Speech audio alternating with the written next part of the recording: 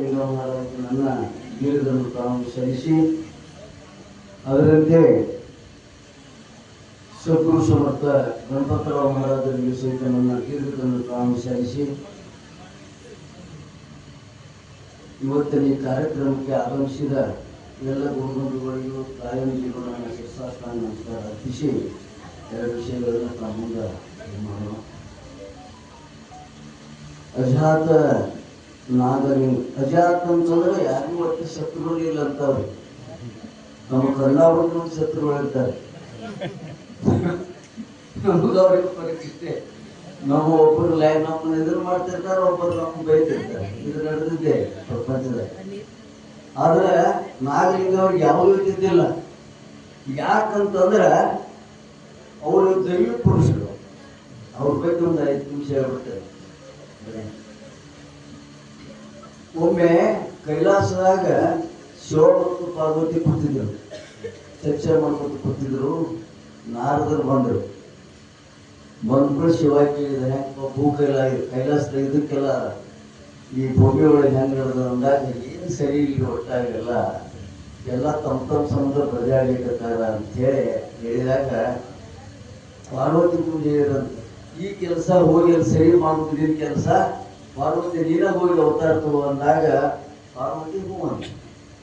ಆಗೆಲ್ಲ ಹೂ ಅಂತಿದ್ರಲ್ಲ, ಗಂಡಾಯತಿ ಏನ್ ಹೇಳಿದ್ರು ಹೂ ಅಂತಿದ್ರು. ಈಗಿಲ್ಲ, ಈಗ ನಡೆಯೋದಿಲ್ಲ. ಈಗೆಲ್ಲ ಯಾವಾರಿಗೆ ಹೂ ಅಂದ್ಲು. ಪಾರ್ವತಿ ಬಂದು ತಾಳಗ್ ಬಂದು ಎಲ್ಲ ಕಡೆ ಅಡ್ಡಾಡಿದ್ರು, ಪ್ರಪಂಚ ಎಲ್ಲ ನೋಡಿದ್ಲು.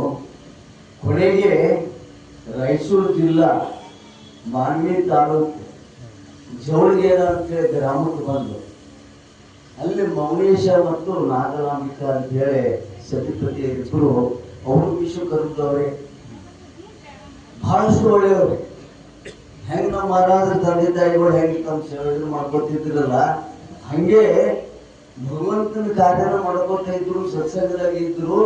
ಅವ್ನೆಲ್ಲಾರು ನೋಡಿ ಪಾರ್ವತಿ ಅಂದ್ಲು, ಇವ್ರ ಗರ್ಭದಾಗ ನಾಗ ಮಗ ಆಗಿಬಿಟ್ಟು ಬರಬೇಕು, ಪುರುಷರಾಗಿ ಬರಬೇಕು ಅಂತ ಹೇಳಿ ಪಾರ್ವತಿ ನಿಶ್ಚಯ ಮಾಡಿ ಅವ್ರಿಗೂ ಮಕ್ಕಳಾಗಿದ್ದಿಲ್ಲ ಅಂತಂದ್ರೆ 3 ಮಕ್ಕಳಾಗಿದ್ದು ಅವ್ರಿಗೆ. ಆಗಲೇ ಇವ್ ನಾಗಲಿಂಗ ಅವ್ರು ಬಂದ್ರು, ಇವ್ರು ನಾಗಲಿಂಗ ಅವರು ಈ ಗರ್ಭದಾಗ ಬಂದಾಗ. ಅದಕ್ಕಿಂತ ಮುಂಚೆ ಪಾರ್ವತಿ ರಾತ್ರಿ ಮೌನೇಶ್ವರ ಕನಸಿನಾಗ ಬಂದು ಹೇಳಿದ್ರು, ರಾತ್ರಿ ಸುಮಾರು ನಾನು ನಿನ್ನ ಮಗನಾಗಿ ಇಲ್ಲಿ ಬರ್ತೀನಿ, ಅವತಾರ ತಗೊಂಡು ಬರ್ತೀನಿ ಅಂತ ಹೇಳಿ ಹೇಳಿದಾಗ ಕಾವಲೆ ಬಂದು ಹೇಳಿ ಹೋಗ್ಬಿಟ್ರು.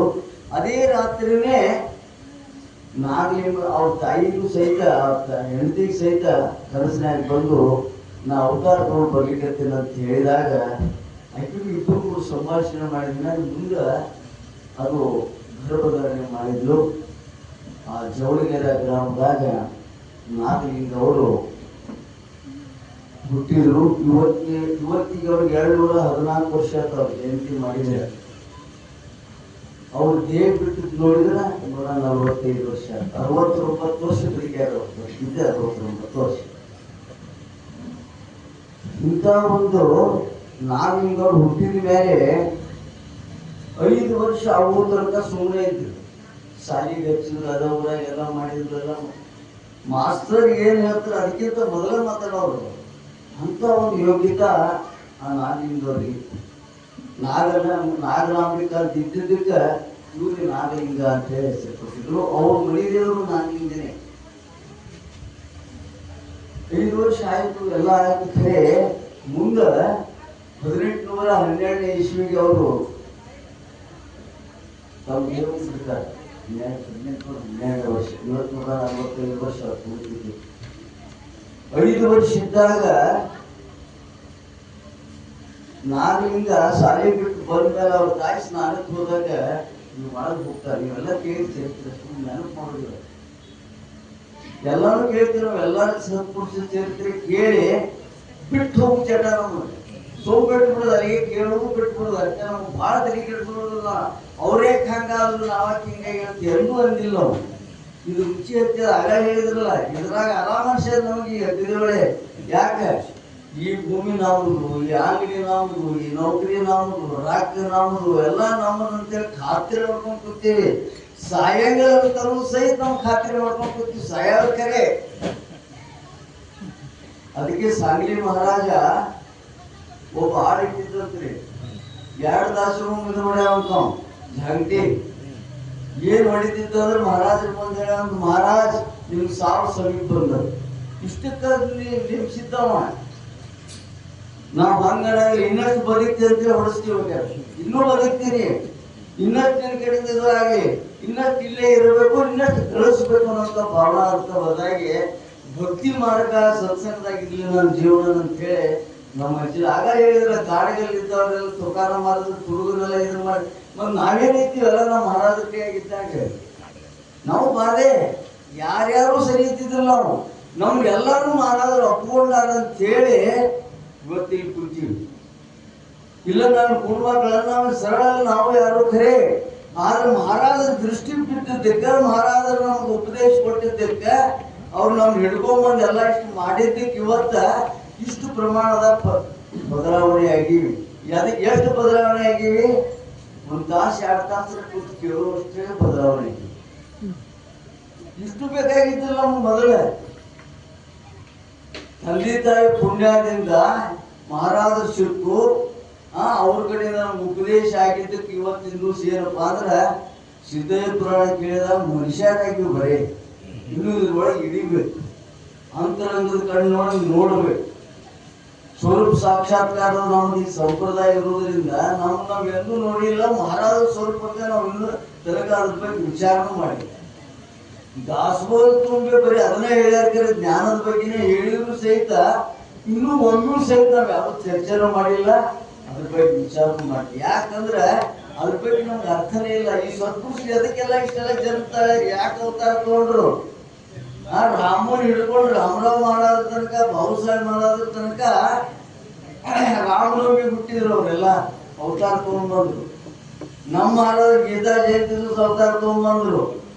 ಇವರೆಲ್ಲ ಎದಕ್ ಬಂದ್ರಪ್ಪ ಅಂದ್ರೆ ನಿಮ್ಮನ್ನೆಲ್ಲ ಬದಲಾವಣೆ ಮಾಡ್ಬೇಕು. ನಾವು ಏನಾದ್ರು ಸ್ವಲ್ಪ ಆದ್ರೂ ಸಹಿ ಜಗತ್ತಿನ ಬಂದ ಮೇಲೆ ಹೋದ್ಮೇಲೆ 4 ದಿವಸ ನೆನೆಸ್ಬೇಕಂತ. ನಾವೆಲ್ಲ ಲಿಸ್ಟ್ ಹೆಂಗ್ ಲಿಸ್ಟ್ನಾಗ ಇದ್ದೀವಿ ಅಂದ್ರೆ ಹೋದ್ರೆ ಸಾಕಪ್ಪ ಇವ ಹಿಂಗಾಗ್ಬಾರ್ದಂತ. ಅದಕ್ಕಾಗಿ ಇಂಥವೆಲ್ಲ ಕಾರ್ಯಕ್ರಮ ಇಂಥ ಅವೃತ್ತದೆಲ್ಲ ಯಾಕೆ ಅವೃತ್ತ ಅಂತಂದ್ರೆ ಇವ್ರಿಗೆ 5 ವರ್ಷ ಆದಾಗ ಬರೀ ಅವರು ಏನೂ ಅನ್ನಿಲ್ಲ. ಚರಿತ್ರೆ ಒಳಗೆ ಬಂದದ್ದು ಅವ್ರಿಗೇನಂದ್ರೆ ಮೂಲ ಎದಕ್ಕರೆ ಹುಟ್ಟಿದೀನಿ, ಸುಮ್ಮನೆ ಹೊರಗಡೆ ಹೋಗ್ರಿ, ಇಲ್ಲಿ ನಾನು ಹುಟ್ಟಿನಿ ಪಾರಾಜ ಅಂತೇಳಿ ಅವ್ರ ತಾಯಿ ಅಂದಿದ್ದಕ್ಕೆ ಒಂದು ಮಾತಿಗೆ ದಿನಪ್ರತಿ ಬಯಸ್ಕೊತೀವಿ ನಾವು, ಈಗೂ ಬಯಸ್ಕೊತೀವಿ. ನಿಮಗೇನು ತಿಳಿದಿಲ್ಲ ಸುಮ್ಕೊಡ್ರಿ ನೀವು, ಆದ್ರೂ ನಮ್ಗೇನು ಗೊತ್ತಂಗೆ ಅಷ್ಟೊಂದಕ್ಕೆ ಮನೆ ಬಿಟ್ಟು ಹೋಗಿ ಬಿಟ್ಟವ. 3 ಮಕ್ಕಳು ಅವ್ರು ಅಣ್ತಂಬ್ರೆಲ್ಲ ಅಣ್ಣಗಳು ಬಂದ್ರು, ಹುಡುಕಿಯಾಡಿದ್ರು. ಎಲ್ಲಿ ಹುಡುಕಿಯಾದ್ರು ಸಿಗಲೇ ಇಲ್ಲ.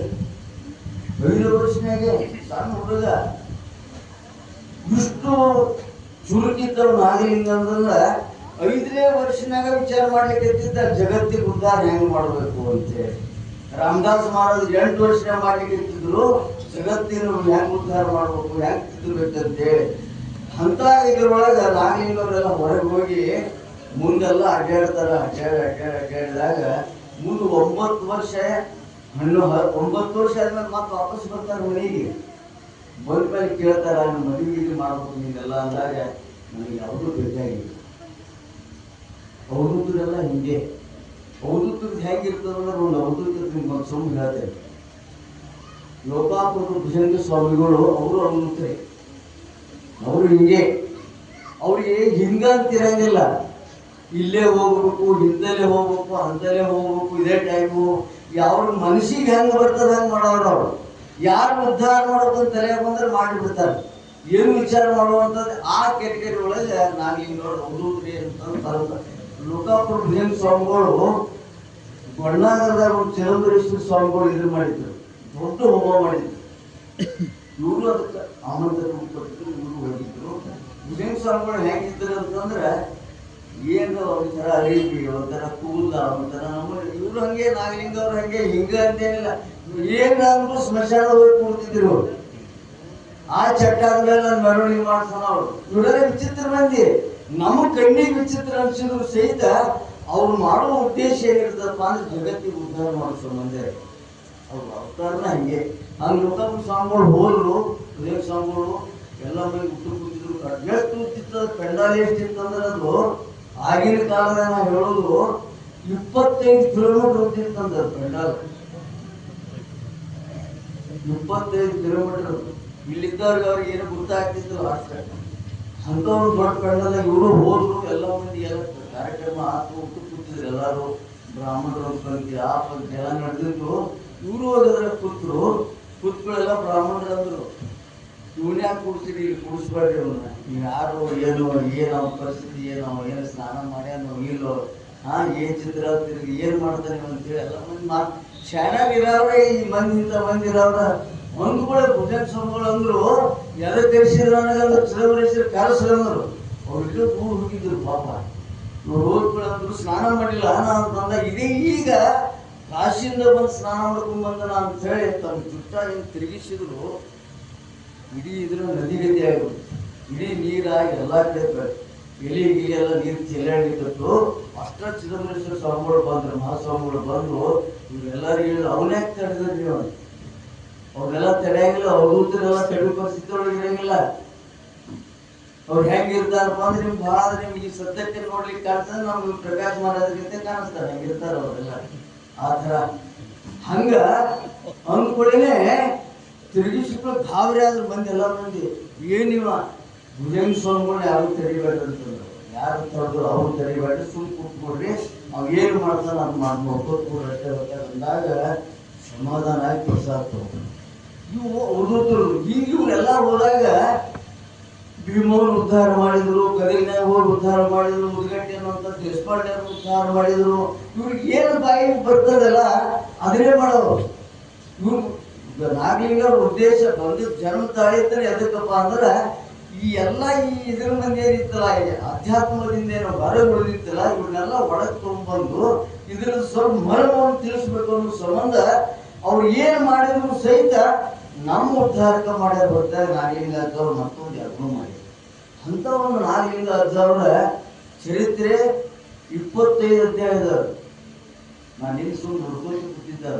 ಒಂದು ಅಧ್ಯಾಯ 2 ಅಧ್ಯಾಯ ಅಕ್ಷರ ನೋಡಿದೆ, ಭಯಂಕರ ದೊಡ್ಡ ಪ್ರಮಾಣದ. ಅಷ್ಟು ಒಂದು ಚರಿತ್ರೆ ಹೆಂಗದ ಅಂದ್ರೆ ಪ್ರತಿಯೊಂದು ಪವರ್ ಮಾಡ್ಯಾರ. ಎಷ್ಟು ಪವರ್ ಮಾಡ್ಯಾರ ಅಂದ್ರೆ ಅವ್ರಿಗೆ ಲೆಕ್ಕಿಲ್ಲ. ಅಷ್ಟು ಪವರ್ ಹೆಚ್ಚಿಗೆ ಪವರ್ ಮಾಡ್ಕೊತ ಹೋಗ್ಯಾರ. ಹಿಂಗಂತೇನಿಲ್ಲ ಅವರಿಗೆ. ನಮ್ಮ ಆಳುಗಳು ಹೆಂಗ ಮಾಡ್ಯಾರ, ಗಣಪತಿರಾವ್ ಮಹಾರಾಜ್ ಮಾಡ್ಯಾರ. ಇವರೆಲ್ಲ ಹೆಂಗ್ ಮಾಡ್ಯಾರ ಅಂದ್ರೆ ಒಂದು ತಮ್ಮದೇ ಆದಂತ ಒಂದು ಹಾದಿಯೊಳಗೆ ಹೆಂಗ್ ಹೋಗ್ಯಾರ. ಅವಧೂತರು ಹೆಂಗಿರಂಗಿಲ್ಲ. ಇವರೆಲ್ಲ ಅವಧೂತ ಪರಂಪರೆ ಎಲ್ಲ ಹೆಂಗದಪ್ಪ ಅಂದ್ರೆ ಅವ್ರಿಗೆ ಏನು ತಿಳಿತದ ಅದನ್ನೇ ಮಾಡೋರು.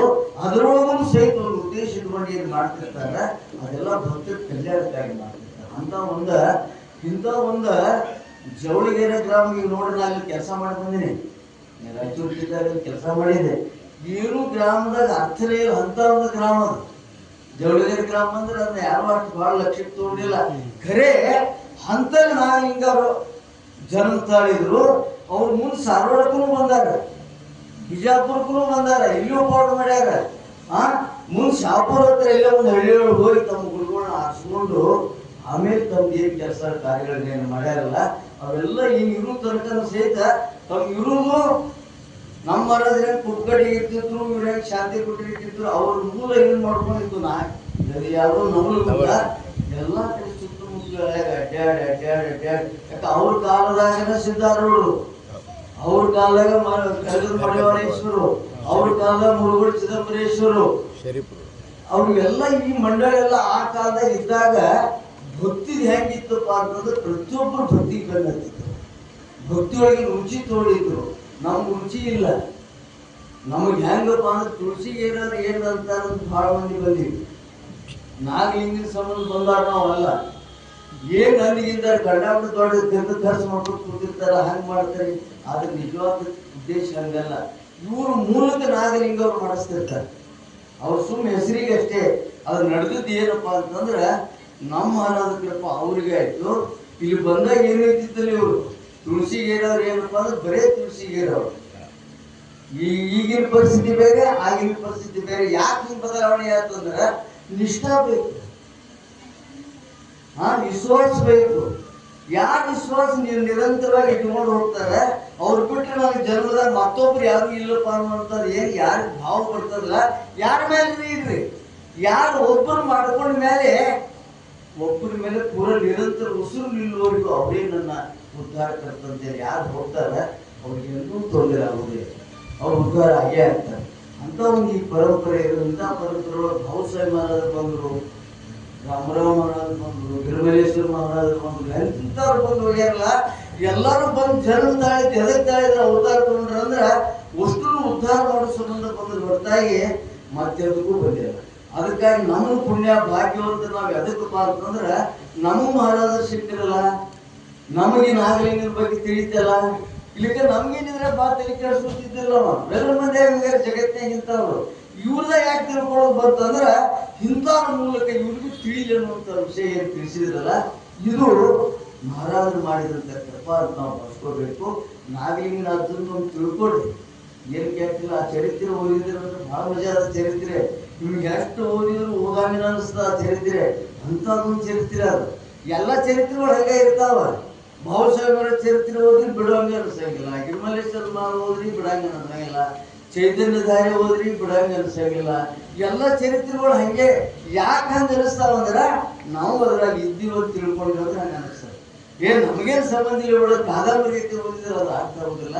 ಅಂತ ಒಂದು ನಾಗಲಿಂಗರ ಇವತ್ತಿನ ಸ್ಮೃತಿ ತುಳಸಿಗೆರೆ ಅವರು ಸಾಕಷ್ಟು ಶ್ರಮ ತೊಗೊಂಡು ಮಾಡ್ತಾರೆ, ಭಾಳ ಗುದ್ದಾಡ್ತಾರೆ, ಬಯಸ್ಕೋತಾರೆ, ಎರಡೂ ಮಾಡ್ತಾರ. ಅವ್ರು ಯಾಕೆ ಬಯಸ್ಕೋತಾರೆ ಅಂತಂದ್ರೆ ಭಯಂಕರ ಮಾಡ್ಬೇಕಂತ ತಿಳಿಯಾಗ ಅವರಿಗೆ ಮಾಡಿದ ತಕ್ಕಂತೆ ನಾವೆಲ್ಲ ತಯಾರಾಗಿರ್ಬೇಕು. ಹಿಂದೆ ಕೆಲಸ ಸಮೂಹ ಬೇಕು, ಅದನ್ನೆಲ್ಲ ನಮ್ಗೆ ಜವಾಬ್ದಾರಿ ತೊಗೊಂಡ್ರೆ ಅವೆಲ್ಲ ಸರಿ ಆಗ್ತಾವ. ಅದಕ್ಕೆ ಈ ಸಲ ಏನಾಗಿರಪ್ಪ ಅಂದ್ರೆ ಅವ್ರು ನಾವೆಲ್ಲರೂ ಹೇಳಿದ ಮೇಲೆ ಒಂದು ವ್ಯವಸ್ಥಿತವಾಗಿ ಎಲ್ಲ ತಾವೇ ನಿಂತ ಜವಾಬ್ದಾರಿ ತೊಗೊಂಡು ಮಾಡ್ಯಾರ.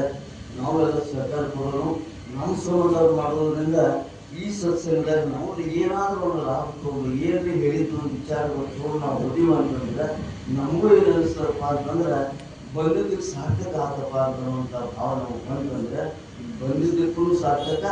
ನಾಗಲಿಂಗೇಶ್ವರ ಮಾಡಿದ ಈ ಪುಣ್ಯತಿಥಿ ಕಾರ್ಯಕ್ರಮದಾಗ ನಮಗೊಂದು ಭಾಗ ಸಿಗ್ತಾರಪ್ಪ ಅನ್ನೋಂಥ ಭಾವ ನಾವು ತಿಳ್ಕೊಂಡ್ವಿ ಅಂದ್ರೆ ಅದೇ ನಮ್ಮ ಜನ್ಮ ಭಾವನ ನಾವು ಪಡಿಸೋಬೇಕು. ಇಷ್ಟು ಹೇಳಿ ನನ್ನ ಮಾತಿಗೆ ರಾಜಾ